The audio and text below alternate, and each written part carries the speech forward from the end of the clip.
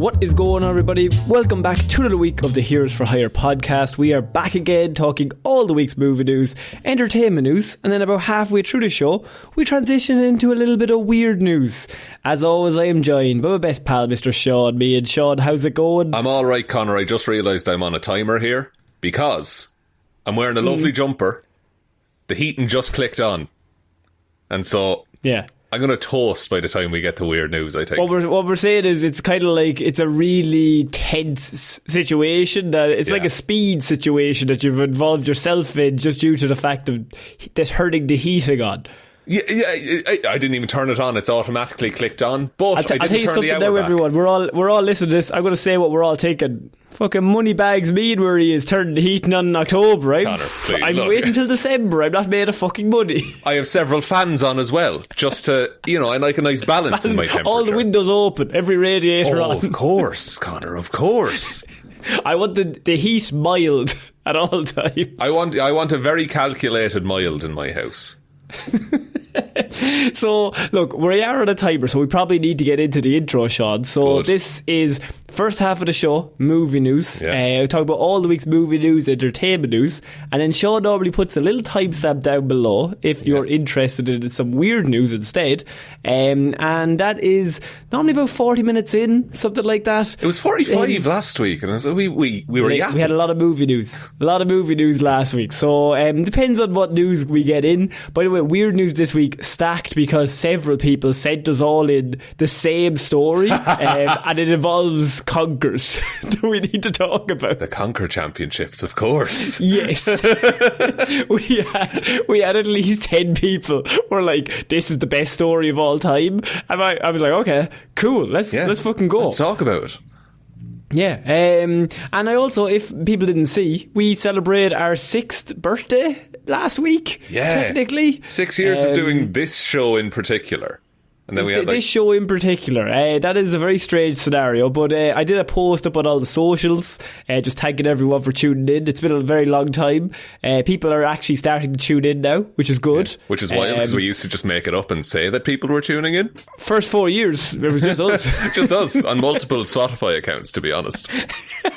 I had hundreds. So if you want to give us a like, a follow, a share, you can do that over on Spotify. If you are a human being now, we'd really appreciate that. Maybe a 5 stars would be absolutely amazing. A comment, just maybe a celebratory happy birthday message. Yeah. I'll even take that. Spotify will give you a little pop-up at the end of this. Just write happy birthday in it. That'd be really nice. Now you're a bit late, and we won't hold that against you. But at the same time, just say it. Just say it. Saying it is all that matters. No, and if you want to give her like a late birthday present, I mean, there is the Patreon. That does exist. And the Patreon is where you can, like, we do episodes, like extra bonus content over on the Patreon, Connor. Cool. Hundreds of thousands of hours of content up over there.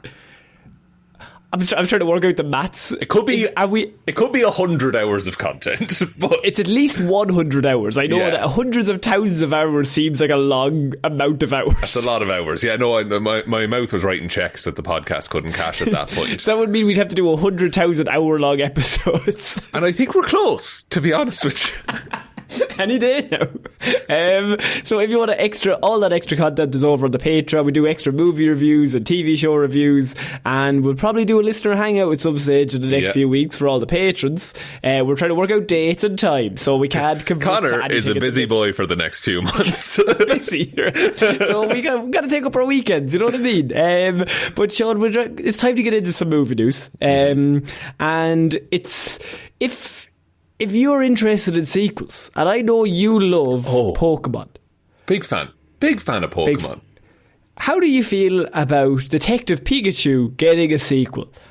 Because the news is Detective Pikachu movie sequel has potentially been leaked by a Pokemon kind of releasing some news and stuff. There was the big Game Freak leak.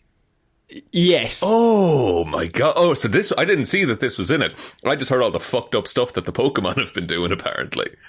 So, as of this week, Game Freak suffered a hack, right? This is the Pokemon franchise developer, which resulted in a ton of private information becoming public. You obviously were part of the hack and you're pretending like you didn't know anything about it. I respect that about you, Shaun. That's good criminal stuff. I mean, we are anonymous, you know?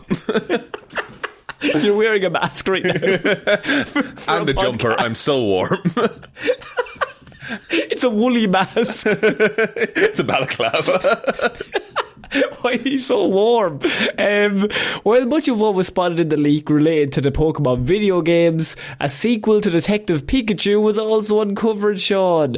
The game is said to be called The Great Detective Pikachu and has been in development for the last year or two. Right. Now, obviously, no full details of the film's plot were found in the leak, but the Kong Skull Island director Jordan von Voigt Roberts is said to be attached to helm the project. So, The Great Detective Pikachu potentially getting a sequel. Ryan Reynolds coming back, I suppose. Yes.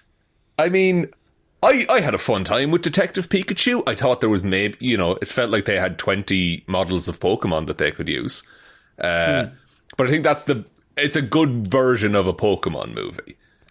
But he's not Detective Pikachu at the end of it. He becomes True. Ryan Reynolds again. So is he going to turn back into Detective Pikachu? Maybe? I'm not quite sure in terms of... What I will say though, is thinking about this, is I'm amazed that Pokemon aren't churning these movies out on a loop. They're very reserved in how they'll use their IP. Which is weird. So we always complain about people churning stuff out. Yeah. But Pokemon is known that it has a new season every year. It's got those different team songs. It's got a new cast of characters. We've released 100 new Pokemon. We got a brand new game. The greatest scam in gaming, they release 2 games at the same time that are basically the same. They just put them in different colours and put one different Pokemon in each. Same game. Genius. Genius move, lads. It's absolutely genius. Favourite is possibly Sapphire, Ruby, and then they were like...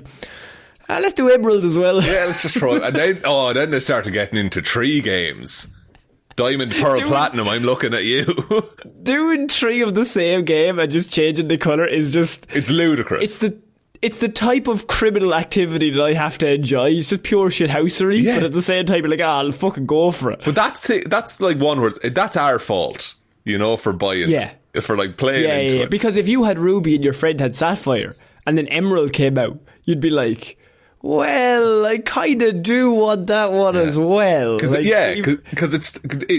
you had a friend and you would buy the opposite Pokemon games to get the best of both worlds. Now both of you have to buy Emerald. So when we think of all that, that's in like a video game aspect. And even the TV show, they had a new season. I knew the first 7 team songs off by heart at some stage. Oh yeah, I could do the poker rap as a kid. It was wild. Amazing, right? But the fact that they've only had one of these movies is actually, especially in the current movie landscape, I'm like, I would have expected them to be churning these out. So it's weird that this has been so slow on the sequel. What was Detective Pikachu? 2018, 2019? It was 2019 maybe. Yeah, it was before the pandemic. It was definitely before the pandemic. Yeah, it's a nice hopeful movie. It was BP.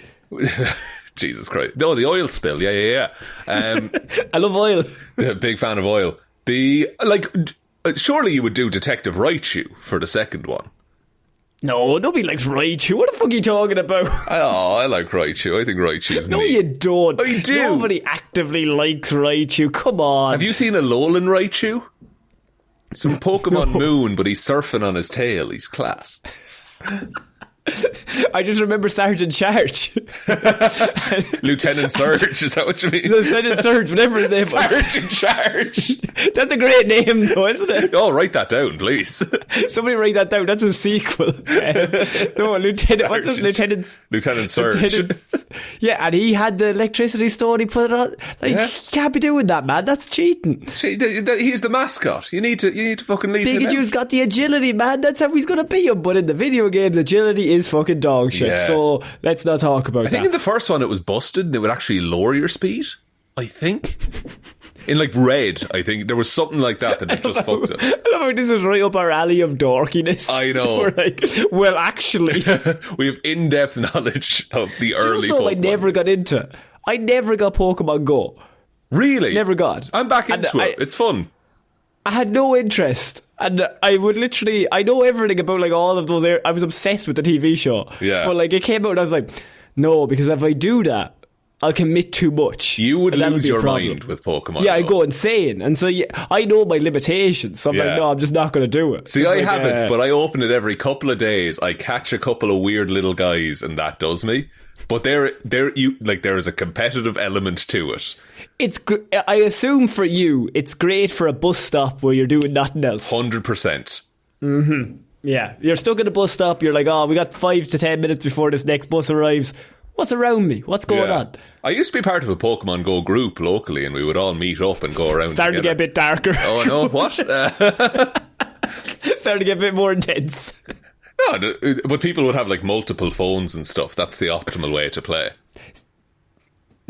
As in, like, you carry around your phone and your drug dealer phone that you have. Yeah. And then maybe 2 or 3 other phones. Because you're trying to get shinies the whole time. Have you ever caught a shiny in a Pokemon game? It was meant to be about Detective Pikachu. Fuck that. People are here against our will now. Have I ever captured it? I think I did. I caught a shiny Tropius. That's a good shiny.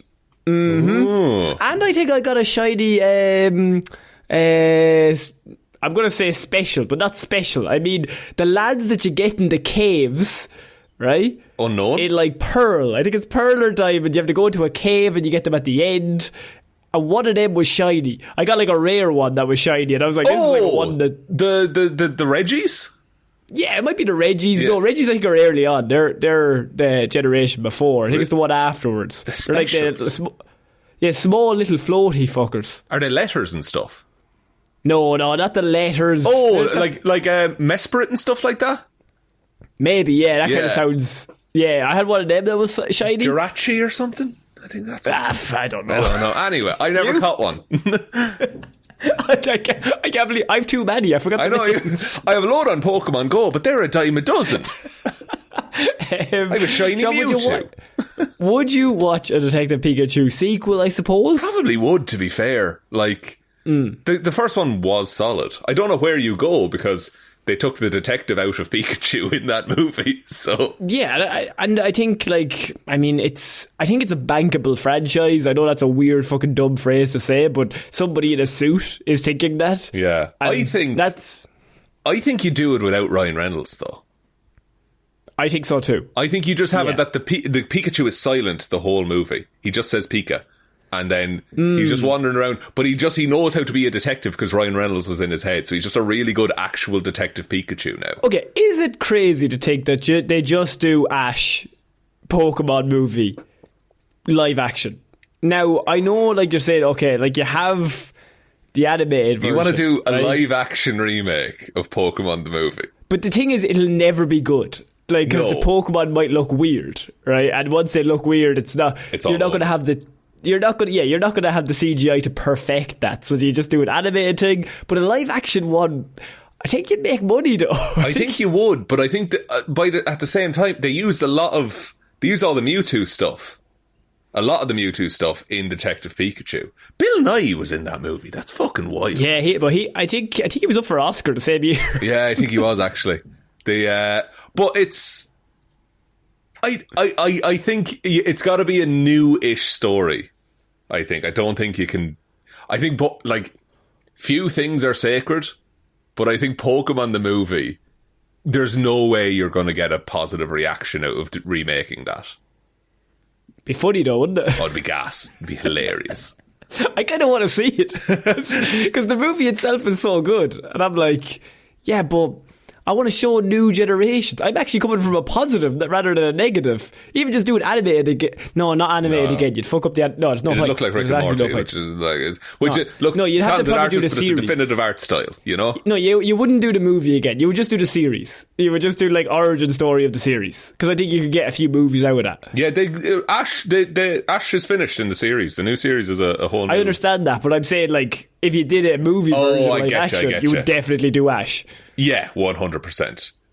And then it would entirely be what famous people can we get to play Brock and Misty? Yes. Fair. Because they'd have to stick around. Bill Nye would have to play Bill Misty. Nye.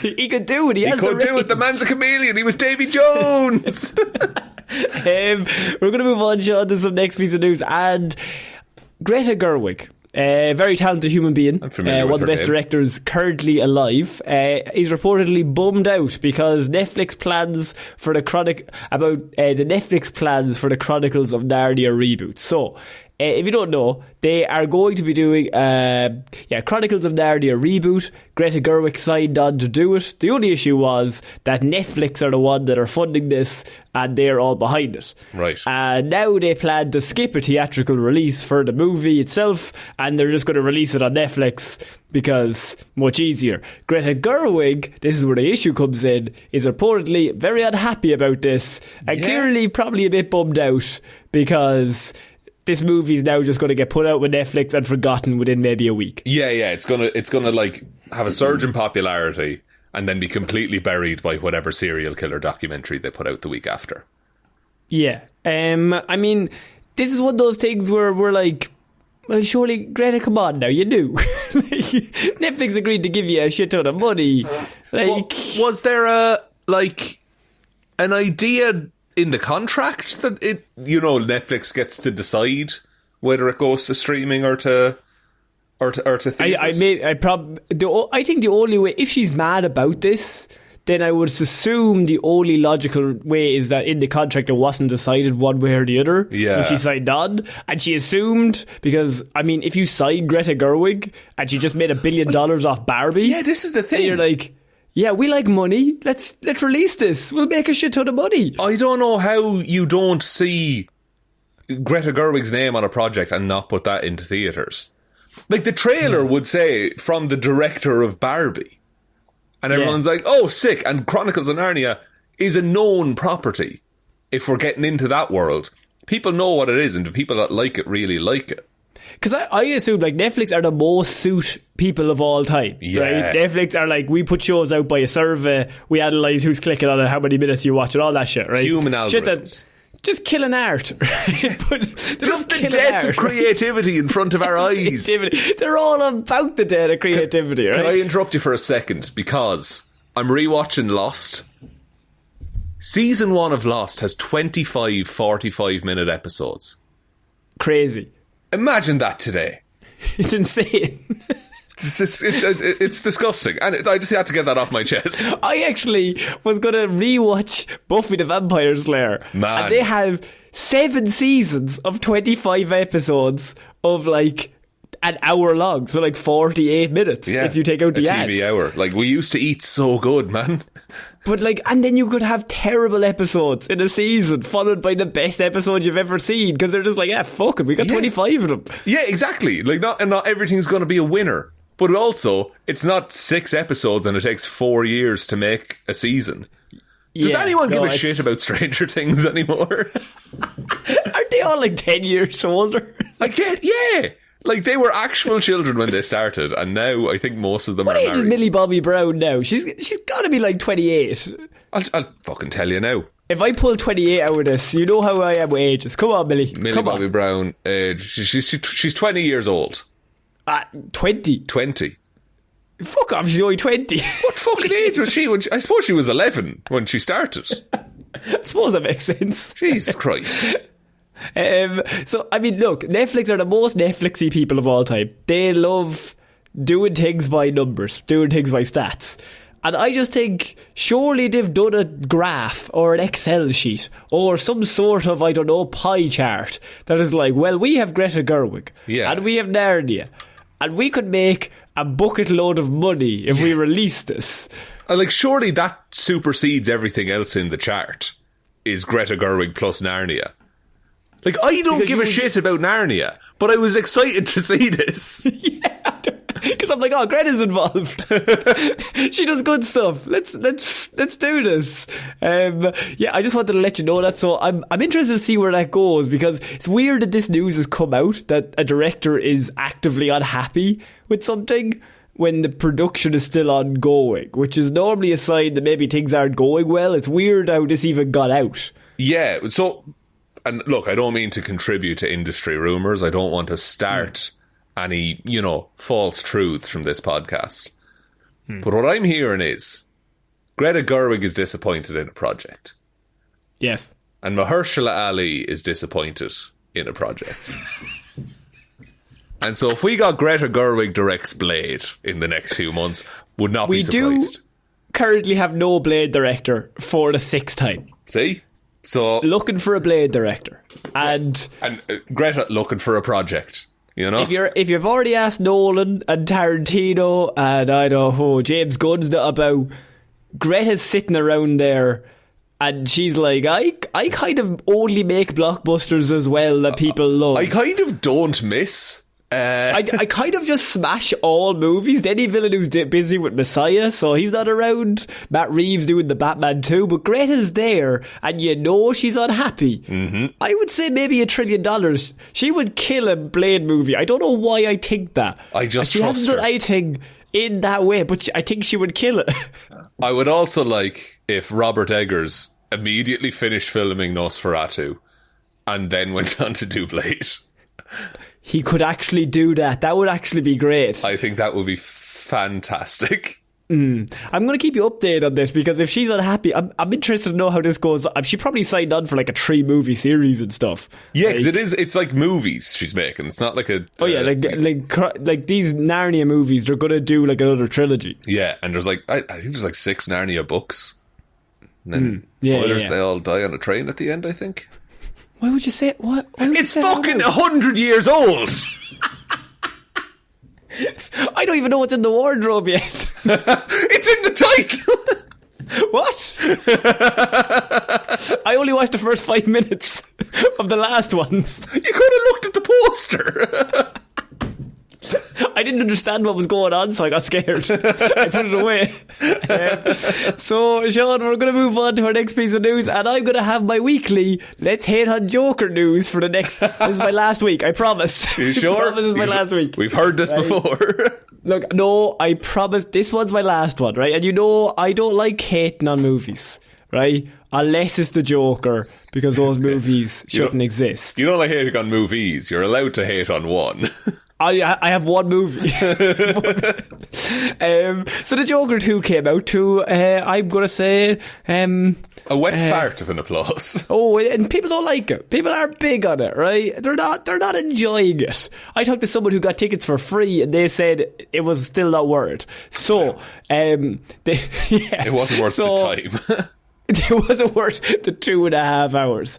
So a new report reveals how much Warner Brothers has lost following Joker's 2's big flop. Oh, can I guess? Yeah, this is from Variety, and this is how much money Joker Folie à Deux has cost Warner Brothers in how much it's cost them to put out, advertise, all that stuff, and how much it's brought back. How much money has Warner Brothers lost on the movie? Okay, I'm not going to go too big like I usually... Okay. How it costs like what, 50 million to make? Yeah, so maybe 100 million. Yeah, it was probably for a sequel. 200 million they'd lost. It has lost 150 to 200 million. Holy shit! Okay. Which is more than double the money that they made back from cancelling Batgirl. Get fucked, Warner Brothers. If you haven't been keeping up with the Batgirl news from last year, they filmed the whole movie that had Batgirl in it. They were about to release it, and then they realised that a tax break meant that they would save like $100 million if they just cancelled the movie. So they had edited it, they had shot it, they'd paid everybody. It was ready to go. It was on an MP3. No, not MP3. It was on Laserdisc. It was on a Laserdisc. Someone was walking around with the Laserdisc, and then they were like, "No, it'll save us more money to just destroy the disc than to release this movie, even to a streaming service."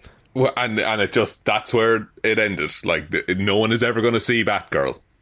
And so, luckily, they then decided that they weren't going to show Joker 2 to any critics leading up to it. They were not going to have screen tests. They were not going to... They trusted Todd.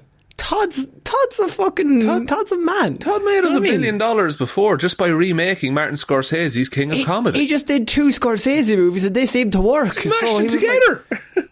Someone asked Scorsese, did he watch Joker? And he had the best response ever, that he already knows what happens. They're his movies. Yeah, like accurate. Imagine asking Scorsese, have you seen the movie that is basically your 2 movies together? No? Weird.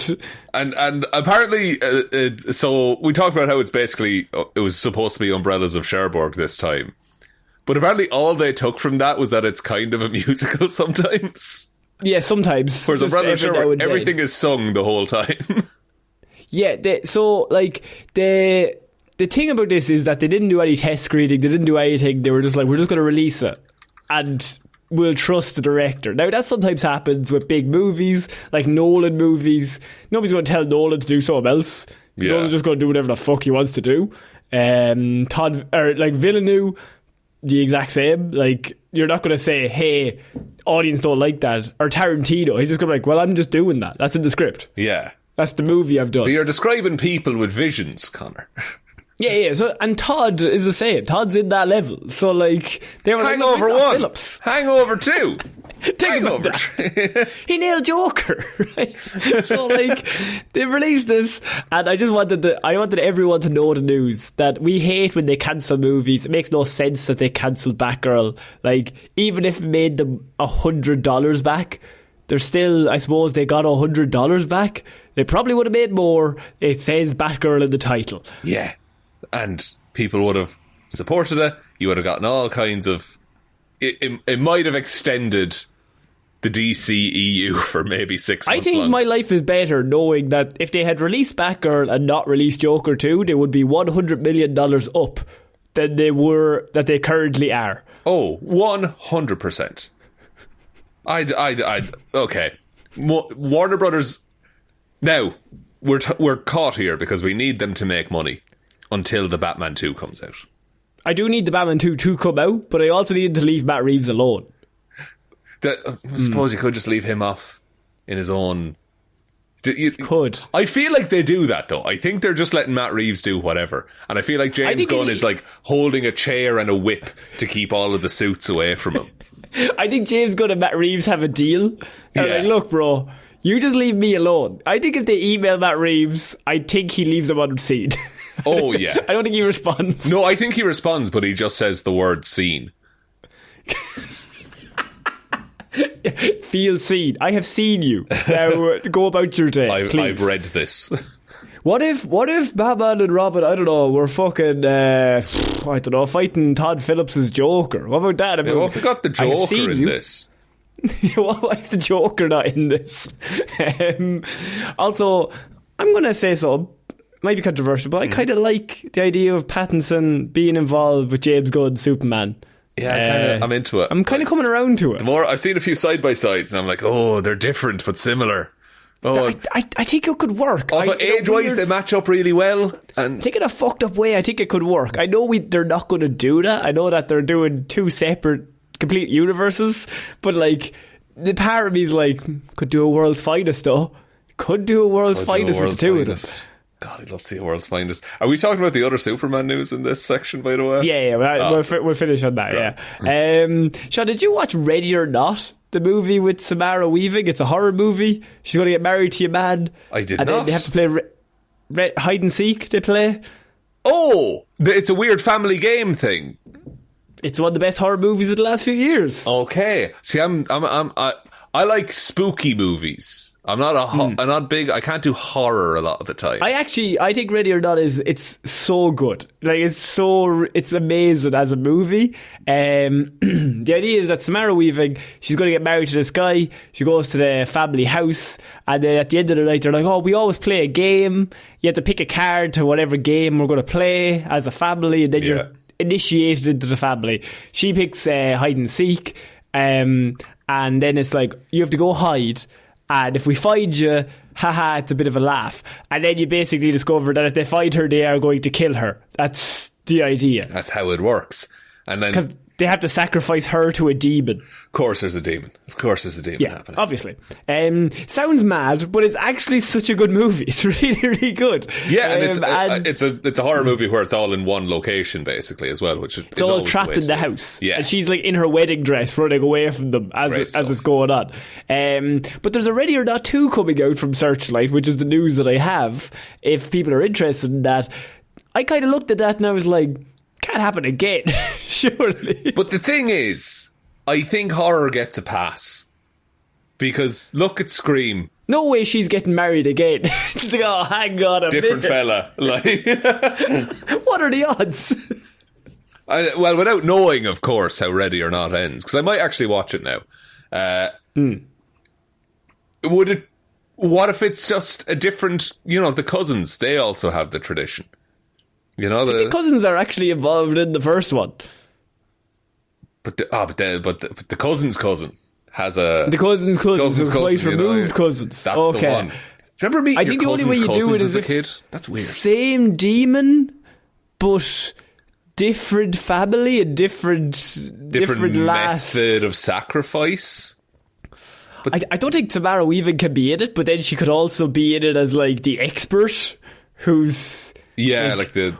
What would be cool is if you had a movie where Ciara Weaving's character is going around to other family weddings and like saving the bride. That's in all of them when they get involved in the same situation. Yeah, but and the conceit of the series is like, oh, it's childhood games but a horror movie. I don't know how you would do it. It's one of those where I'm like, either you just do a completely new family, but because the movie is so good, but it's a really good like one and done. Yeah. And I'm interested to know how they go about getting everyone back. But you could do that, most first versions of horror slasher films or anything like that are a one and done. And then it does have legs to carry it. Like, Paranormal Activity got like 1 million sequels. True, but they're not normally as good. No. For example, Don't Breathe. Have you seen that one? Yes, I've seen Don't Breathe. Second one is terrible. It's not good. The Truth or Dare, that's another one. Yeah, like, Smile 2 apparently is good. I've heard that. Do you know what the best sequel is? Jason X, where Jason goes to space. And it's 3,000 years in the future or something. Isn't that like the third or fourth one, though? I think it's like the 7th. he gets around. Well, Jason had finished everything he had to do on Earth. That's true. It was done. Yeah. And then he ends up in a simulator at one point. It's very strange. I just like horror movies can just be one and done. The problem is when they're good, you're like... Oh man, I would... Because you can't be scared in the same way again. And then you get... See, Jordan Peele, he's not going to do Get Out 2. Like, you would never do a sequel of those movies, because, like, there's nothing more to tell. Yeah, like, and there's somewhere it's like, oh, I would love to see a sequel and see what happens. Like, I'd like to see what happens after fucking Nope ends. Like, Nope again. Yeah, Nope Even again. Bigger Nope. Bigger Nope, bigger space thing. Yeah. But then, like, there's things like Saw, where it's like, probably should have stopped long ago. See, they're easier. I think they're much easier because it's the villain is the main character. Right, so you're following the villain rather than... You're like, they're all expendable, really. The Expendables, that's another one. The Expendables is not getting number 4 and 5. But, like, in different movies where, like, the villain is so bad, you're like, okay, but we like the hero. The hero is someone that we're with, that we like. So, like, Ciara Weaving's character, like, she's the main character, and she fucking kills it in that role. But if she's already survived that, she's not going to get caught in the same problem, is the thing. I get you. I get what you mean. Like, the family in Get Out, like, Daniel Clue is not going back to the house. Yes, you've already... Yeah, in the same way you can't be scared in the same way. You probably won't feel the same emotion for the next... You're like, oh, he's going back to the house again. Why? Yeah. What an idiot. What are we doing? Why would you go back there? Shaun, we're going to move on to our next piece of news, and a live-action Voltron movie is coming out to continue on Henry Cavill's current quest to just do all the things he likes. And I respect the move, because I was a Voltron kid. Henry Cavill is to lead a live-action Voltron movie. He's going to be coming back to star in it. Now, obviously, he's currently doing a Warhammer movie simultaneously. The day that Warhammer movie show comes out, I'm going to be insufferable on this fucking podcast. It's going to be... You already are. Yeah, I walked into that one, to be fair. More so, you're saying. So Henry Cavill is just like, look, I look like Henry Cavill. I'm 6'5" and I'm built like a tank. So I'm just going to do all the things that I like that are all geeky and nerdy and who gives a fuck. And no one's going to bully me anymore. Yeah, nobody's going to bully me. Like, I'm gigantic. So same reason I do those things. That's why you're 6'4". So he's obviously finished with The Witcher, and he's very sad at that ended. He loves Superman, he loves The Witcher, he loves Warhammer, he loves Voltron, he loves all those things. So he's just working his way through them. Yeah, is he playing... I want him in, like, a Godzilla-style suit playing Voltron. Like, I don't want him to be a character. I want him to just be the body in the Voltron suit. I mean, the giant robot. Yeah. He's landed the lead role in the movie. Some would say that's good. Voltron. I would say some would say that is probably Voltron. And so... if people don't know what Voltron is, Shaun, how would you describe Voltron? Because I was a Power Rangers kid. Imagine Power Rangers and Transformers together, but they go to space more often. Like Megazord style, Big Bot Voltron. Yeah, I'm going to be honest. They're very similar. They're basically the same. Basically the same thing, but Voltron has a real cool sword. Now, we watched the Power Rangers movie for the Patreon before, and Shaun was not into that. No. But I was, because I loved the Power Rangers when I was 7. So, Voltron, will you have the same love for this as I have for Ivan Ooze and the Power Rangers movie from 1994? I think I probably will. Because it's just going to... The thing is, this is just going to be a hell yeah kind of a movie. It's going to be Pacific Rim, basically. Like, if they do it right. Pacific Rim is a great idea for a movie. Giant robots fighting monsters, yeah. Yeah. Yeah, cool. Give me more, please. And it doesn't have the baggage of Power Rangers, because people remember Power Rangers and people know the bad things about, like, the Power Rangers movies. Like, sorry, what do you mean bad things? Please. Oh, sorry. I mean Turbo Force or whatever the fuck it's called. Thank you. No, Power Rangers Turbo, greatest movie ever made. So one bit where it's the real hot witch like for some reason. A little soccer mom car. Yeah. and Tommy gets a Lamborghini. They're like, yeah, we're going to an island in cars. Yeah, it's like, I'd be a little bit pissed off, I suppose. But it's just going to be basically a clean slate of, let's have a bunch of cars assemble into a robot, or animals, whichever you want. Whichever, if you want to do Fleet of Doom or not, that's fine. You can just because you got Lion Force. Yeah, they're all lions, as you can imagine. There's actually a Power Rangers Wild Force, which is technically also...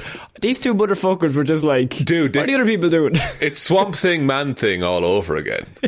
Did you think it makes any money? Is this good? Is this a good one? Is this one of the good ones? There was a new Voltron series recent enough. Like, as we were doing the show, I think it came out. So, I mean, like, they might be copying that, or, like...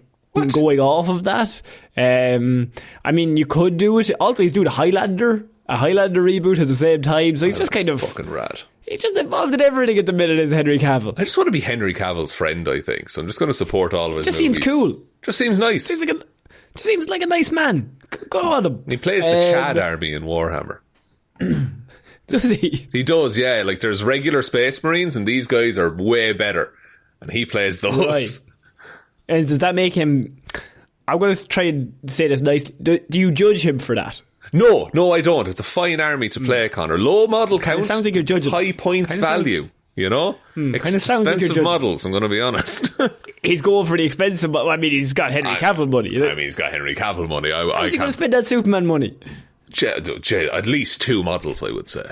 You probably get 2 models out of Superman money. It's the biggest scam of a game. You buy unbuilt, unpainted plastic models. They make you do the work. Yeah. It's weird. It's awful. You pay 60 quid for 5 lads. And how much are the paints? Oh, they're like 6 quid a pop if you get the name brand ones. And if you're bad at, like, you're gonna have to buy a lot of paint. You're going through paint. I tipped over a tube of paint. They come in pots, so you can tip them and they can spill. And you couldn't pay the rent that month. That's it. Speaking of which, I need to talk to you. Please go to the Patreon. Please, God. I'll use it for rent. Sean's kneecaps. So, Sean, we're going to finish movie news this week with James Gunn's Superman movie. Speaking of Henry Cavill, but not anymore Henry Cavill. Superman movie will include Krypto the Superdog, the director has confirmed. A super good boy, you're saying. The superest good boy. So, Krypto the Superdog, who is an animal we kind of touched on Hero Zero a few weeks ago. Yeah. We did the animal-based episode. The super pets. And, Sean, I mean, the Superdog being involved, Krypto, it's fine. It's grand. I think it's just classic James Gunn. He's just going like back to 1960s and 50s Superman. He's just going to do them. I think, yeah, the reveal shot of them like on the moon looking at the Earth, that's fucking fantastic. I love the vibe that gives me. I also think, and this is another Hero Zero we talked about not too long ago, they perfected dog acting technology with Cosmo the Space Dog. And now they're just like, oh, let's do Krypto, I guess. He's going to do the exact same technology. Pretty much. James Gunn's bringing that over. Yeah, it's obviously. like the way we get very realistic apes now, thanks to the Planet of the Apes movies. They perfected it in 2013, and every studio just buys the rights to that one machine that produces them. Yeah, so we just have that. That's why we have, we're getting an Ace the Bat Hound. Like, that is going to happen. Yeah. I mean, I seen this, by the way, and obviously Twitter cesspool. Just people being like, this is fucking shit. It's the wrong kind of dog. Oh, it's too woke. Oh, get fucked. I read one that was like, wow, dogs for kids, right? Superman. And I was like, if you think Superman and dogs aren't for kids, Superman is the most for kid superhero of all time. Yeah. Obviously. He's the role model superhero. Like, he's a good example. I don't think you would. And I sound like a dickhead. Like, I don't think you understand this character. But, like, I mean, it's Superman. Like, he's the nicest person in the world. Yeah. And he's just, like, it's just nice. And that's his thing. And even if it is, like, for kids, get over it. Things cannot be for you. We didn't say Voltron was a terrible idea. No. Sean's super into it. Exactly. And Joker too. That could have done well if anyone liked it. No, that was never going to do. You won't even give him that. That was never going to do well, man. But like, I was playing a Star Wars board game during the week, and it was all it was like General Grievous and fucking Count Dooku and a load of fucking clones and battle droids and stuff. And we were playing it, and then this person comes up in the club and was like, oh my god, I fucking love the prequels. And we were like, oh, because you grew up with them. Like, it was made for you, and you thought it was cool, and that stuck around. Yeah. It's the same with Superman. I mean, the Power Rangers movie is an objectively terrible movie. Yeah. Right? And awful. Turbo. Worst piece of shit I've ever seen. Okay, I hated every second that I spent watching it. Let's not go too strong. I am worse as a human. I mean, it was 90 minutes. Can't be that bad. So I remember when I watched that when I was young, so I'm like, it's the best movie ever, even though it's not. And I'm like, yeah, cool, because nostalgia brings it. You have to go for the kids, because if you get the kids, then you get like lifetime fans. Obviously, why would you go for the 40-year-old man? I would love to be fucking 12 and get a hopeful Superman movie. That's actually fascinating about like general life at the minute. I'm thinking is that like 10 years ago a hopeful Superman movie gets killed. Yeah, like nobody wants it. It's not cool. It's not like it's really bad. It's not edgy enough. It's not like Man of Steel came out like 10 years ago, like 2013 it came out. Yeah. So like, and people were like, yeah, he's got to be dark. This is right. Whereas now in the current landscape, I'm like, Jesus, we need a hopeful, just a nice Superman who's just trying his best. Yeah. And he's... Which I think we talked about on the Patreon. I think the Brandon Routh Superman nails a lot of that. like the Superman as a hopeful, positive It's just a bad figure. story. Just a bad story. And a bad Lex Luthor. Let's get that out of the way. He's buying real estate. Don't worry about it. But the idea that now, with everything going on, that you could get a nice, positive, like, all-American is what I'm saying, but you know what I mean by that? Like, just a Boy Scout Superman again. That sounds a lot of fun. Yeah. Okay. I'm going to finish movie news on 45 minutes, Sean, already. I mean, doing my time code just for love me. Movies. So, Sean, it's time for the weird news jingle.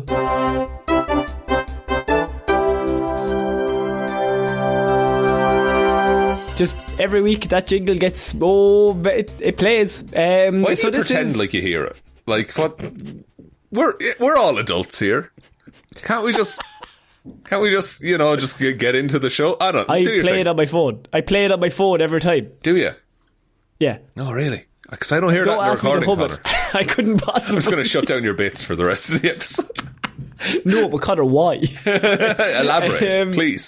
So this is weird news, Sean. What do we do here? You have spent the week gathering all the weirdest news stories from around the world. You're about to read them all out to me, a man too busy no-butting all of your improv to look at any weird news. You do have no butt. That's a serious Not medical that I was condition. looking. I love that character. I'm not just looking. Just this undertone that gay is bad. Really? Yeah. No, stop that. Do you ever see that in like 80s movies? Where they'll like hint at the character being like, oh, what? Oh, you too busy looking? And then he like jumps across the desk and strangles the dude. Goes way too hard. Goes way too defensive. Bro, you're probably gay. It's okay. That's fine. That's great. You don't have to go that hard. It's fine. Just don't be a prick. But I think that's the same with anything in life. If someone insults you and you like go, no, I'm not, you've lost it. Exactly, yeah. You can't. Just nothing matters. Just don't. In Ireland, if you did that, you're dead. Like they'll destroy you. The second you start, like, the second that you let them know it affects you, they're just going to start needling. Oh no, you're done. Like you can't do that. Whereas you have to just go along with it, even if they're like, your mother's a fucking dickhead. Like, yeah, she fucking is. To be fair, she's a mean right hook, though. To be fair, oh boys, to kill you. So Sean, we're starting off weird news this week with the news story, the hottest news story we've had in many months. So we normally get like an array of like 20 different stories that were sent into us like across all the platforms, and it's always just like random one from over here and here, and I love that, right? But this one is the first one that I've had like everyone's like, this is the story, targeted and focused on this is the story you need to talk about. So thank you to everyone who sent this on to us, and I have to get into this, Sean, because we are going to the World Conker Championships, and there is controversy at the World Conker Championships. Controversy. World Conker Championships begins investigation after champion is caught with a steel chestnut in pocket. Holy shit. So we've had cheating in the Conker Championships before. But this, have we? We have. There was one and they were coated in nail polish, I believe. Yes. We also had the cheating in the chess championships. With the anal beads, of course. The anal beads. Anyway, we can work those two together. This is right up there, I'm telling you now. It's right up there, you say. It was right up there. That's how we do all the moves. The World Conker Championship is at risk of being plunged into a scandal after the men's champion was found to be carrying a steel replica of a chestnut in his pocket.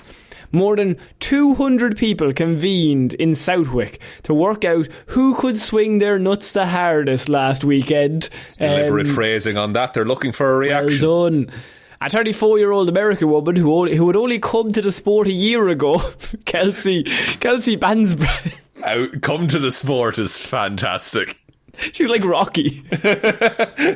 She trained in the Himalayas and now she's here in the world. I don't think it's something you need to train since you're a child for, I assume. I think there is a skill to it, but I think the slope is not that steep for learning it.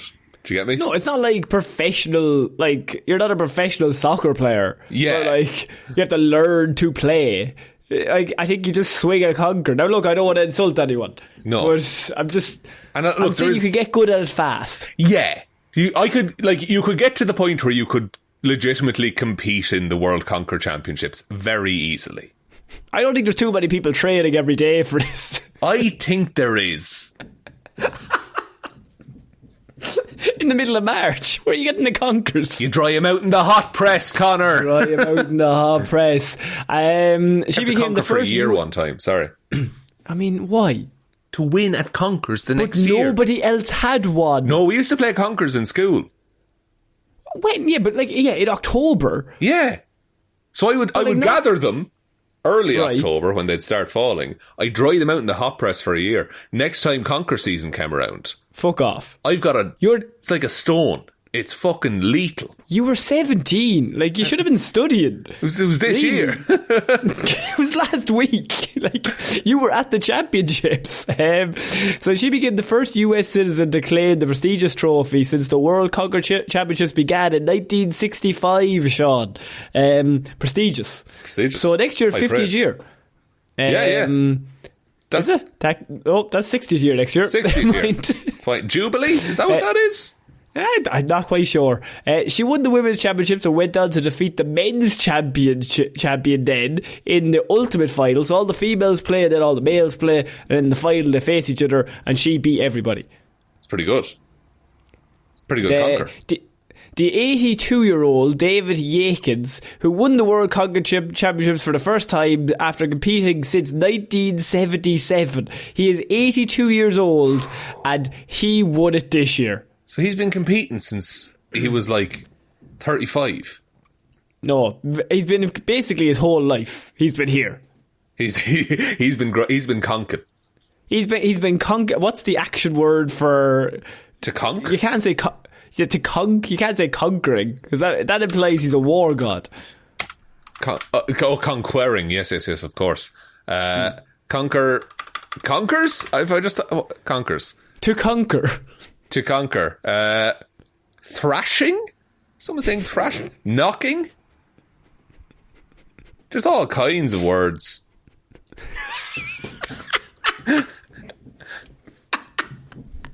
The worst English teacher of all time. Like you're in school. Look, lads, there's all kinds of words, right?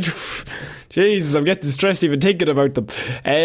However, there's been some controversy over Big fucking David, because Big Dave, even though he's been competing since 1977, it's his first win. Seems strange. The 82-year-old pulls out a victory suddenly, all of a sudden, after all these years. Questions started to be asked, and then an investigation into the toughness of his nuts had been launched. Again. Now, jokes, please.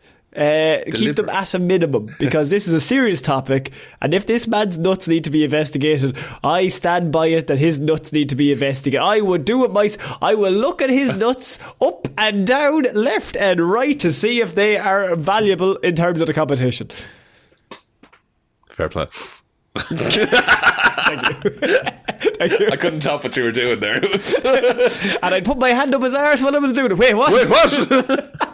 Not that he was looking, ladies and gentlemen. The investigation starts because he was found to be carrying a steel chestnut, which aroused suspicion that the 82-year-old might have used it to shatter the conkers of his opponents in the middle of the games. Because you can't, a standard conker will not hold up to steel. There's no chance. No, that's an unfair fight. On his way to being crowned King Conker, Yakins partook in the exhilarating activity of smashing another man in the nuts, and on several occasions shatters his opponent's conkers in one solitary strike. It's not undoable with a standard conker. Not undoable, but rare. So him to do it multiple times, multiple rounds, 82 years old. It's true. Does it? Look, now, there could be some element of, he's got years of skill built up. He knows exactly the weak point. He's lost every year since 1977. True, you'd say something if he was a 10-time winner, wouldn't you? His opponent in the men's final, one Alistair Johnson Ferguson, told the Daily Telegraph that his prize conker disintegrated in one hit from Yakins, and he said that doesn't just happen, was what he said to the news. Disintegrated is a... Could be sour grapes from the loser as well, if you think about it, but at the same time, that doesn't just happen. Does seem like it makes sense. One shot, one kill, like. Yeah, it was a one-shot kill. It was a headshot. Straight up, 82 years old, swings his nuts once, destroys this other man's nut. So, but do you allow the members to inspect each other's nuts before the game? To see if there's any foul Well, then play? they get onto the conkers after as well, but they have to cough while they're doing it. Another point for Conor. Oh no, I'd get them checked. Oh fuck! No, seriously. No, seriously. King Conker has denied that there was anything unnatural about his conker, saying he kept the metal replica in his pocket for humour value, Shaun. That's not the one he was using. So he would bust it out and be like, right, here's my conker. And they're like, you scamp. He's done it again. He's also denied allegations that he marked the strings of various conkers so he knew which nuts would be the toughest to crack. You see, the conkers used in the World Conker Championship, Shaun, are provided by the organisers. It's true. And Yakins is a long-standing committee member, among those responsible for sorting out the conkers before the competition begins. Interesting. So he has his hands on the merchandise before things even start. As if one of the organisers, perhaps, I'm just saying, if for chance one of the organisers knew which conkers were the hardest and marked the strings of those conkers in a certain way, they might gain an advantage when choosing the conker for each round. True. So, is there any chance this was a group effort that they all said, David, you can have the win this year? It's getting a bit sad now. You've been here since 1977. Yeah. You've lost out on all of your family and friends in pursuit of the nut. They no longer love you anymore because you just like, call me Conker. Your house is full of conkers. You keep asking people to feel your nuts, and I just think it's a bad sign. Why did you go to that school? Is what they say to him. There's a squirrel problem about it. Squirrels used to throw conkers at us when we were picking them up. Only you. No, me and my brother. yeah, but that's the means. Just targets for squirrel attacks. Yeah, you have a look, right? You have a look at the squirrels like, not sure. I'm not sure about it. There's something going on there that I don't like. So in the World Championships, each player takes 3 alternating swings at the opponent's conker in each round. There must be no less than 20 centimetres of string between the participant's knuckle and their nut, and it's a competition that takes integrity seriously, as there are penalties for foul play. 2 people smashing their nuts against each other is serious business, Shaun, and one hopes that this investigation will soon reach a verdict. Do they use the rule of strings, where if the strings get tangled, you can shout strings and get an extra turn? I'm not sure on that. Well, it's not a real... What do I look like? Part of the committee. I'm reading through the Wikipedia page for conkers here, by the way. There's a campaign for real conkers, which is you should be allowed to bring your own conker to a competition. It's more fun. Yeah, but I think that's worse. I think that kind of you want ruins regulation in the conker. I want a regulation because you know what happens then? If it's a free market, you get one fucking rich kid from the rich family who's been trained up since the moment he's born. Trained you get a baby in Gronk situation. You've got a baby Gronk situation. A baby Conk. You've got money. You baby Conk. You got money behind them since he was young, and all those nuts are all fucking getting heated, getting dried out repeatedly all year, ready for this. Boiling in vinegar, that's another way to do it. Like they're doing all that shit. They're paying someone to do it. They got the money behind them. The big companies will get behind them in sponsorships. Then you get a lovely underdog story where someone overcomes all of that to become King Conker. But I think it's more fun if everyone just starts even. Like in Formula 1. Here's what annoys me. They all should have the same car.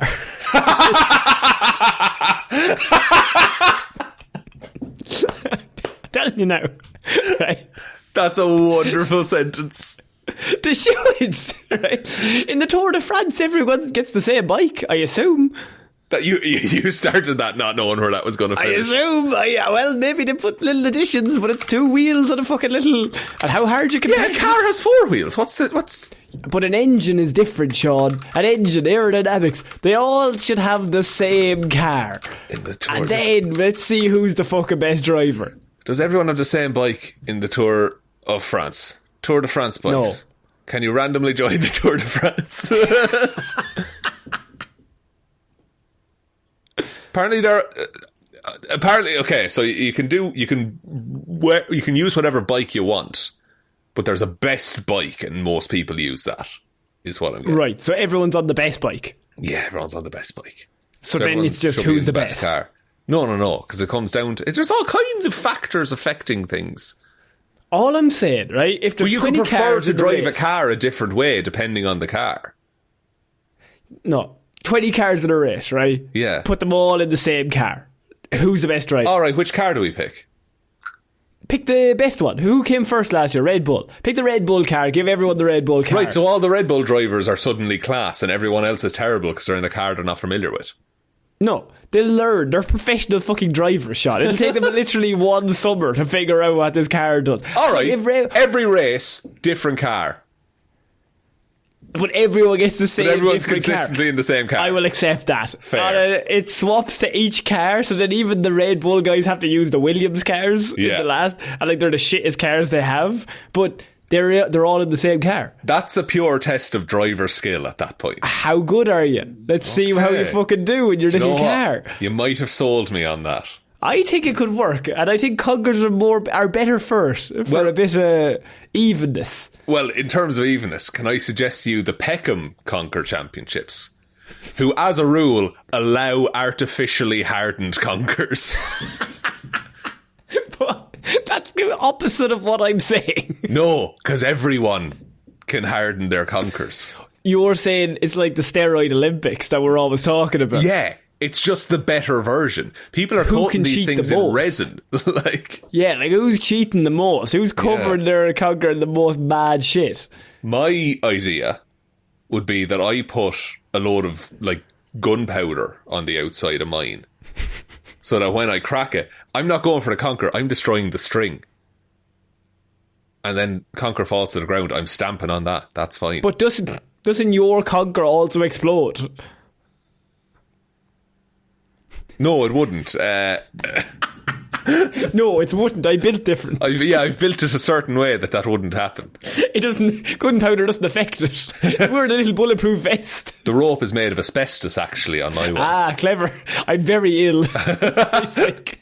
I've been weaving asbestos for weeks. But I'm winning every match. But I'm coughing a lot. So St. John Burkett told Sky that the claims of cheating were a load of nonsense and that an investigation of the matter will soon be concluded after checking video replays. He said, "We are currently minded to think that the win was fair and that the steel conker was kept in the pocket throughout. But we just need to complete the last part of the investigation." But here's my thing, Sean. The investigation is being done by the same lads that this lad is on the board with. Now, I'm not saying that's dodgy. I'm saying there's questions. Saying, look, that's not cricket, you know? There's going to be all kinds of spurious allegations thrown around. You need a third-party investigator. Although it's very hard to find someone who's willing to go through this as a third-party investigator, but you need one. I think get us on it. Give us the footage and we'll determine what happened. You give us the footage and then also let us interview everyone. Who's good cop and who's bad cop is the question. I think we both go bad cop. And we're just bullying. Can I be crazy cop? You can be crazy cop. That's absolutely fine. But I think you're better crazy cop. I think we start doing good cop, bad cop, right? And I'm the good cop, they think. Yeah. But you're bad cop. But then then you turn into crazy bad cop. And then I commit and go just crazy cop. No, you're crazy good cop. Crazy good cop. I'm just talking about conkers, but like just non-stop. You're saying really nice things, but like aggressively. I love your fucking style. Outstanding form on that last hit. Just screaming at them. I like just screaming at the wall. You lying bastard. You're throwing conkers at him the whole time. You're going to get the death penalty. I'll see to this. You'll hang. You'll hang for this, you 82-year-old bastard. So if he hasn't cheated, and presumably he hasn't, Sucks that this man has spent decades trying to win, and his one win ever is shrouded in controversy. True, but if you were going to win, why would you take out the steel Conker and show it to anybody? Someone would have, like that in the world of Conkers. That's a funny gift, you know. But yeah, but you don't want that around you. You don't want the idea even in the air. I suppose, like, yeah, you don't go to, you know, the Super Bowl with a football made of cheese. I don't know what that means, but you get what I'm saying. Green Bay would actually go with a hat made of cheese, but that's different. What? The Green Bay football fans. Do they have hats made of cheese? They've got cheese hats. What? Yeah. What? As in, it's made... Is it edible? I don't think they're edible. I think they're just cheese hats. Cheese hat. Oh! Did you type in Green Bay cheese hat? No, I just typed in cheese hat, but then a load of Green Bay pictures came up. Green Bay cheese hat will be the way to go. It's what I'm thinking. It's the wedge of cheese, correct? Yeah. What's this about? Why is this not on Weird News? This is odd. It's the Green Bay Packers. They just always wear cheese hats. Why do they have cheese hats? What's that about? No, it's probably something much smarter people know that I don't know, but it's probably something from the area. Do they make cheese there? If I go down to Charleville, will I get a little hat? Yeah, I don't know the ins and outs of it. I just know they have the hats. Cheesehead is a nickname for a person from Wisconsin. There you go. Or a fan of the Green Bay Packers. There Apparently it was a derogatory term, but it was embraced and is now part of the pride. And they historically produced dairy products for the American states. It's pretty good. We passed the test. Now I'm imagining like a guy in a cheese hat, and I'm still crazy cop who's bad, and you're crazy cop who's good. Yeah, just like, you're like, I love your hat. Where'd you get it? We're sitting beside. We've booked seats either side of this dude at the game. We're never looking at the game. We're always looking directly at him. Just staring at him. We're not. But we're talking to him, but we're just making eye contact with the hat. Tell us what you know, hat. And he's just like, for the seventh time, the hat is not sent you, just to let you know. I'll ask the questions here. What are you, cheddar? Let us know. Just Gruyere, Brie. Blink when we get it right. Shaun, what do you think of this Conker Championships? Is he guilty? Is he not guilty? I think if he is, I think it should be a Conker firing squad at dawn, where he gets just hit. Throw Conkers at him. Throw Conkers at him, but they're on the string, so you get the swing. You ever been hit in the head with a Conker? Ironically, I probably can't remember if I was. It's true. I can't remember, but it definitely probably happened. Probably. Lads playing Conkers, it's going to happen. I mean, at some point, somebody's got to hit me at some stage. Yeah, and you get a good little.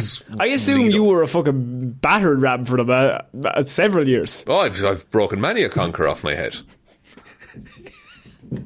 No, your thing was you walk in and as a sign of just intimidation, you swing it against your own head, makes yourself bust open, things are bleeding, and they're just like, holy shit, this guy's serious. It's like the lads who crack beer cans on their skull. Yeah. Like, he's a psychopath. I use the metal one, I just brain myself. I'll kill you, I'll kill me, I don't care. I think I'm going to intimidate him, but I just get concussed immediately. You get the Family Guy fall where your leg is like up at a 90-degree angle. He's just lying on the ground. It's a classic fall. It's my default fall. The classic fall is a good one. By the way, they've raised money for charities doing this competition, so that's pretty good. I don't care. No, that sounds very good of them. Who cares about the charities? Give us the Conkers. So, should we be in this competition? I think we could do a little team. Like, I think we could do a tag team. Is there tag team Conkers?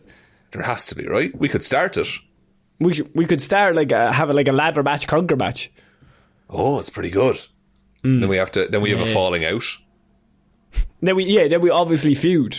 We have to we're starting the WWE of Conkers, is what you're saying. Yeah, the WCW. The WC, I think it was already taken, but we can't take it again. That's the niche joke. People are like, what are you talking about? Shaun, we're going to move on to our next piece of weird news, and I have an Irish man who's had a bad week. Well, thank you for listening, Conor, because it's been a time. What's been going on, man? So it's actually been a pretty good week. You know, I was at a wedding last week, had an easy week in work. It's pretty good. Chilling. Yeah. Don't say you had an easy week at work on Mike. Why would you say that? They're listening. What? No, I mean, I've been working overtime. Pretty hard. I actually did more ad hoc duties than I needed to, just because I love it. I made myself a new job. You know? Called me mad hoc duties, so to do. Fucking hell. Mad dog duties. Mad dog duties. Irishman thanks his rescuers after surviving 650-foot volcano fall in Indonesia. Jeez, we're not meant to go to these places, lads. I knew that this is what we were going to talk about, because we are not meant to leave these grounds. Oh, what are you doing in Indonesia? An Irishman has thanked rescuers who saved his life after he miraculously survived a 650-foot fall down an active volcano in Indonesia.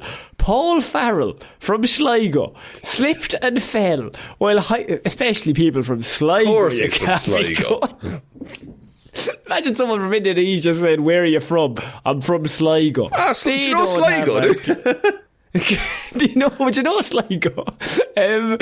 Paul Farrell slipped and fell while hiking alone on Mount Rinjani in West Nusa Tenggara on Wednesday morning. According to local media reports, he rolled down the steep hiking trail and off a cliff, but only suffered minor injuries to his shoulder and somehow survived the 650-foot fall. Get this man on the Sligo GAA team. This man, he needs to be put in some sort of team. He's indestructible. He's unkillable. He's unkillable. He's 650 feet is not an insignificant amount to fall. It's a lot of feet. It's a lot of feet. Well, you're 6, so multiply you by 65 times.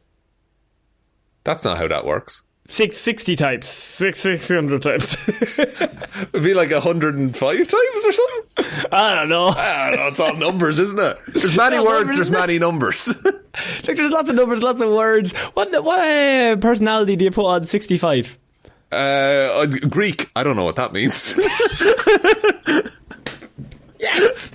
We have another one. If you haven't been keeping up, Shaun puts personalities and ideas and jobs sometimes and nationalities on numbers. Nationalities now. What happened in Greece in 1965? I hope it's not bad. So 65 is Greek. A political crisis. Cool. So that's in your head when I said 65. I think it's like Mediterranean, like tropical kind of deal I'm going for. Like, what are you talking about? I don't understand it myself. So every week I just ask him a number. What's the best one we've had? Was 19 a giraffe? I think 19 was a giraffe. 1 was a granddad. But 2 was a baby. 2 was a baby, yeah. 3 is at work. Oh man, we had so many messages of people being like, maybe Shaun should see someone after that episode came out. Oh, it's absolutely diagnosable what it is. Like. Yeah, 100%, but we're not here to do that. It's peer reviewed. He was found in the shade of a small outcrop with a few deep cuts on his face, his legs and arms by a rescue team before he was winched to safety using a pulley. Smoking a cigarette and thanking his rescuers, Paul thanked the hikers and vowed to take care and not stray too far from his hotel. Just I'll be having a rest after that one, huh? I'll tell you fucking boy something now, huh? I'll be home having a pint there soon enough. I'll tell you that now and I'll tell you no more. What's on the TV? He's going up in the fucking stretcher like smoking a heater, like beside a volcano. He definitely lit it off the volcano. Definitely lit it off a rock. That's the move. He had been rescued by a team that was already evacuating a different teenager who fell nearby. So Paul called the local resort for help, who notified the police. But the rescue team reported some difficulty communicating with him. Well, I suppose that's... We all have difficulty communicating with Sligo. Anyone from Sligo there, you have difficulty like, what's he even saying half the time, to be honest? It's mostly grunts. We're going to just take the piss out of different counties. No matter what county it was going to be. Any county will take the piss out of. That's fine. Doesn't matter. Now, what I would like, if possible, for Christmas, yeah, I want the recording of when he rang the resort. to explain what had just happened. How's it going there now, lad? Oh, jeez, I'm after having a fucking nightmare. I'm after sleeping, so I am. Bit of an issue there. Bit of an old tumble. I went up on the volcano. And you know the volcano? I'm in the middle of it. No, I'm not. You're in the centre of it. But you get way too detailed. No, I'm not on the north side of it. I'd be more northeast kind of a thing.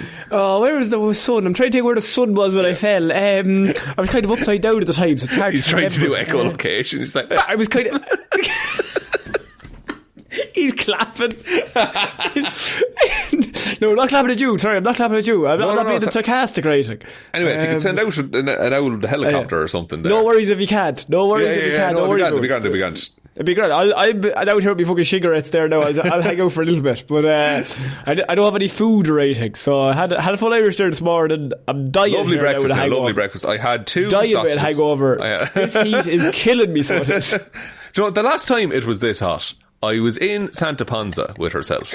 And we went over. The lads, so I was. The lads. And we had a fucking great weekend, lad. Great weekend. The other person doesn't speak any English. No, yeah. Anyway, what are you up to yourself?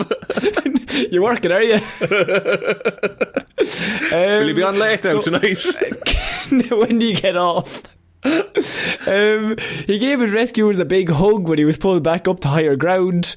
And he said he's going to stay not too far from his hotel for the rest of his trip.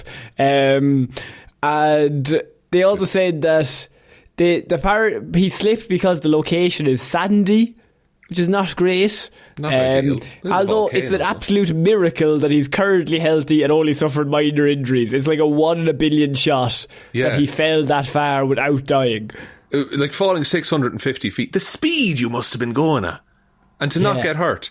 Now, I will say, we say he's lucky, right? Yeah, fair enough, he survived falling off a volcano. Yeah. But he has to go back to Sligo later. So he has to go back to Sligo. And he has to meet up with the lads in the pub after this. Yeah, what's his nickname? Vesuvius or something? Like, they're calling him Etna for the rest of his life. Etna's pretty good. Etna's good. Like, there's no way he's getting away with this. So he goes back into the pub and they're destroying him. You know what I mean? Like, he's dead. Not one bit of care for that man's well-being for the rest of his life. No, he's done. Like, they call him Hot Rod or something. Like, Johnny Blaze. He's hot-headed, something with that. No, they're going to call him Pompeii. They'd have to call him Pompeii for the rest of his life. What's his name? What's his actual name? His name is Paul Pay. Paul Pay. Call him Paul Pay. Paul Pay. It's Paul Pay. And every time they meet someone new, they're like, this is Paul Pay. And he has to introduce himself and explain why. You call Paul Pay? Well. I knew a lad that was called Turk for 7 years, right? I played in the same sports team with him. Yeah. And then eventually I said, why are you called Turk? And he said, when I was 11, I went on holiday to Turkey for 4 days. And they called me Turk ever since. That's good stuff right there. Strong. For 4 days. You're some man for nicknames, though. Most, like, anyone I know through you, I know as a nickname. Oh, it's all nicknames. I just say, because it's through sports. And sports, you have to have nicknames for everyone. Yeah. So, like, we have Sleepy, who's friend of the show. Yeah. Fell asleep on a bus once when he was 12 on the way to a match. And the manager said, Sleepy, you're playing in midfield. Sleepy says for the rest of his life. Yeah. He's in my phone as Sleepy. I knew a guy called Squeaky. That was good. Squeaky and Sleepy, you can't mix them up. Squeaky was Squeaky when he was 10. His voice broke, became very deep, but still Squeaky. Still Squeaky. It sticks around, Squeaky. Don't worry about it. We don't ask any questions. I knew a guy called Punch once. What was Punch up to? I never asked him how he got the name Punch, but I just know he was called. It was not near his name, but he was just called Punch. That could have been like he wanted some juice and he asked for Punch, and then now you're Punch. Or he hit somebody. Or he got hit. Just nicknames are sports nicknames, especially. They're normally just second names, but like shortened, like Roachy, Skolesy, Gigsy. Just like or just throw an O on the end of it there. Just put an O or a Y in your grand. But any of them like are out of the way, they're always way better. Because like you just learn them by that name, and then the manager's like, "Oh, John's playing today," and we're like, "Who the fuck is John?" "Oh, it's Punch." Big Punch. It's harmless lad humour. It's harmless good stuff. So Shaun, he basically, his current condition is healthy. He's completely fine, but he fell down a 650-foot drop in Indonesia, and he has to go back to Sligo. He definitely got let go from the paramedics looking over him, and he was like, "Right, I fancy a Guinness now. I've earned it." Right, lads, where are we heading tonight? Are we? We're going out in the town, are we? Can't get over the cigarettes after it. That's fucking phenomenal. Definitely duty-free cigarettes as well. He has a packet of 400 of them. He's just smoking them one every second. He's chaining them together. He had 3 of them in at once. Well, lads, what do you do? Paramedics, is it? He's like lighting a cigarette off another cigarette. You ever see someone do that? Well, what if you give me a scalpel to take home as a gift? Have to get the mother some. Think he got a photo in the helicopter? Oh yeah, he's going to give it to his mother. Yeah. That's me there now. That's me in Indonesia. Do you remember that, Matt? That's it for this week's Weird News, Shaun. Oh, we got 2 weird news stories in. Our Conkers took up a lot of stories. That's true. We had a lot to say about Sligo as well. Yeah. Do you want me to take us out, Conor? Yeah, sure, why not? Thank you everyone for listening to this episode of the Heroes for Hire podcast. We will be back on Friday with a Hero or Zero, and next Monday with another episode of the show. Big thank you to everyone over on the Patreon, patreon.com/Heroes for Hire podcast. As we said at the start, all those people over there help us keep making the show. They get all the bonus content. They also get a shout out at the end of the show. So big thank you to Róisín and Baby Ben Palmer, Joe Burney, Ryan Komatsu, Dozer, Enthusiast, Evanson, Waffles the Quantum, Immortal, David Clarke, Shaun Chuck in the wash and it'll be grand, Jamieson, Dominic, Anna looks forward to the next Irish animal story, Hjelmroos, Danny McLaughlin, Lordsmish, Michelle Browne, Michaela Doughty, Frost, Gambit's Cajun accent #1 defender, Ed Ball, Conor and Lorraine would like it to know what number Laika the space dog is, Russ-So the plan that I have... So the plan is that I have to count brides' fathers while carrying out a COVID heist on the pickleball tournament-Parfitt. That's the solution to last week's Shaun Solves, but it's combining all of my solutions at once. Perfect. It's a perfect solution. I'll be pulling that out for the next one. Jackson Brueheim will be attending Shaun's upcoming gum eating intervention. Liz had a few too many on St. Paddy's Day and tipsily subscribed to the Patreon. Ciara Lawler, Judge Lahey, The Amazing World of Keza, Mikey, Chair's #1 fan, Fuck the Heckler, Kyle Borowski, Rory, Pete might fuck around and re-expose himself to gamma radiation, Jack Markham, Barrel of Cheese, Johnny Ray, Hunter Harvard and Donegal George. Thank you all for your support. We really appreciate it. Head on over to patreon.com/Heroes for Hire podcast if you want to support us over there. There is also the merch store, heroesforhire.ie/shop. Twitter is at Heroes for Hire pod. The 4 is the number 4. Facebook is Detective Divimal's discussion group. Instagram is Heroes for Hire podcast. And the best way to ever help out the show is to tell one human being that we exist. Just the one, please. And I think that's about it, Conor. I think so. So I've been Conor Lawler. I've been Shaun Meehan. We shall see you all next week, guys. Bye. Bye.